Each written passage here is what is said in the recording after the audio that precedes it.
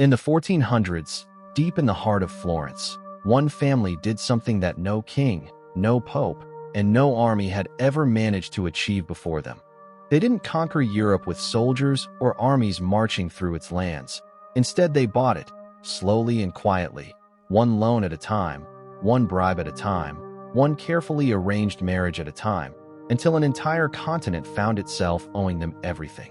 For nearly 300 years, the Medici family held an invisible grip over the money, the art, the church, and even the thrones of Europe, shaping the fate of kings and popes alike without ever needing a crown of their own. It was this same family that gave the world the Renaissance, that built the foundations of modern banking as we know it today, and that placed not one, not two, but four popes on the throne of the Catholic Church, along with two queens who would go on to rule France itself.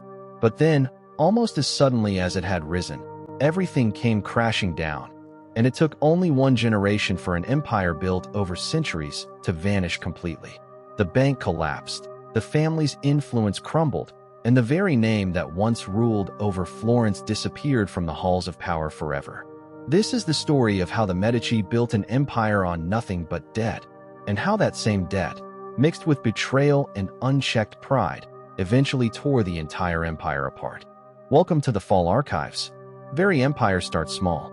The Medicis began as wool merchants in Florence, nobody, in a city already crowded with noble families. Then, in 1397, Giovanni di Bicci de' Medici did something that changed everything.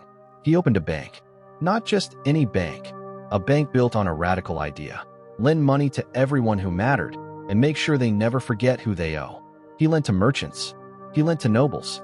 He eventually started lending to the Pope himself. The Medici didn't need to wear a crown. Florence already belonged to them.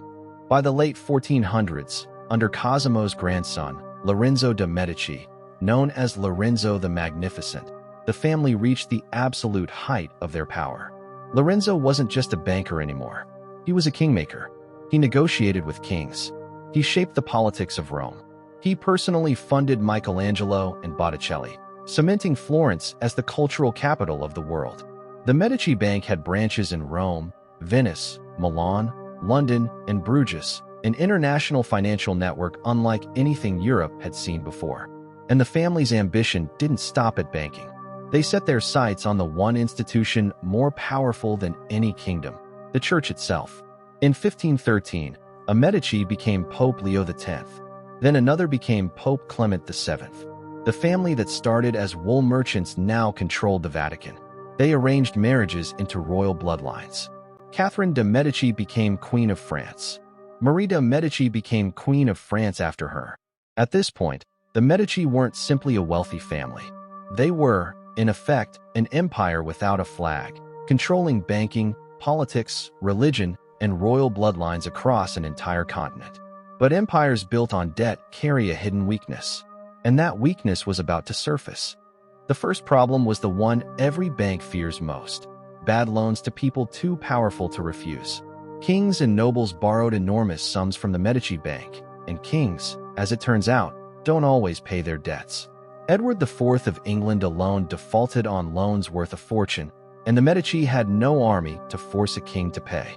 Every default was a crack in the foundation, but cracks can be hidden for a while.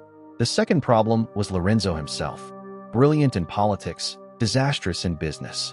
He trusted bank management to subordinates while he focused on power and patronage. Under his watch, branch managers made increasingly reckless loans, and the family's personal wealth began quietly draining into the bank to cover losses no one was supposed to see. The third problem was the family's greatest strength turning into its greatest liability. Too much power, too visible, in too many places at once. When the Medici held the papacy, they made enemies of every rival Italian family and every European power who resented losing the game of influence. The Puzzi family, bitter rivals of the Medici, conspired with factions inside the church itself. In 1478, in the middle of a Sunday Mass inside the Florence Cathedral, assassins attacked Lorenzo and his brother Giuliano. Giuliano was stabbed 19 times and died on the cathedral floor. Lorenzo survived, but the message was clear. Power built on debt and rivalry doesn't stay peaceful forever. In 1494, only 2 years after Lorenzo's death, French troops under King Charles VIII marched toward Florence. Lorenzo's son, Piero de' Medici, nicknamed Piero the Unfortunate, panicked. Without consulting Florence's government, he surrendered to French demands, handing over key fortresses without a fight. Florence saw this as an unforgivable betrayal of the city's independence. The population rose up. The Medici family was expelled from Florence, their palace looted, their power stripped overnight. The bank, already weakened by decades of bad loans and mismanagement, could not survive the loss of political protection. Branches closed one by one. By 1494, the Medici Bank, once the most powerful financial institution in Europe, effectively collapsed. The family did return to power eventually, generations later, ruling Florence again as dukes. But they were never the same. No longer the shadow bankers who controlled Europe through debt and diplomacy. Now, just another noble house, propped up by titles instead of true financial power.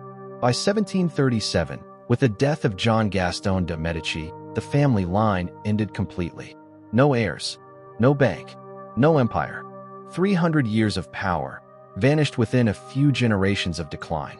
The Medici didn't fall to an invading army. They didn't fall to a single betrayal. They fell because an empire built entirely on debt, favors, and controlled loyalty cannot survive the moment people stop being afraid to say no. For 3 generations, kings and popes owed the Medici everything. For the next generation, nobody was afraid to collect. Power built the Medici Empire. Bad debt, mismanagement, and unchecked pride destroyed it. Every collapse has a reason, and the reason is rarely the one people expect. This has been the Fall Archives. Every story is documented. Every collapse has a reason. If you want to see how the next empire fell, subscribe, because history doesn't stop teaching us the same lesson.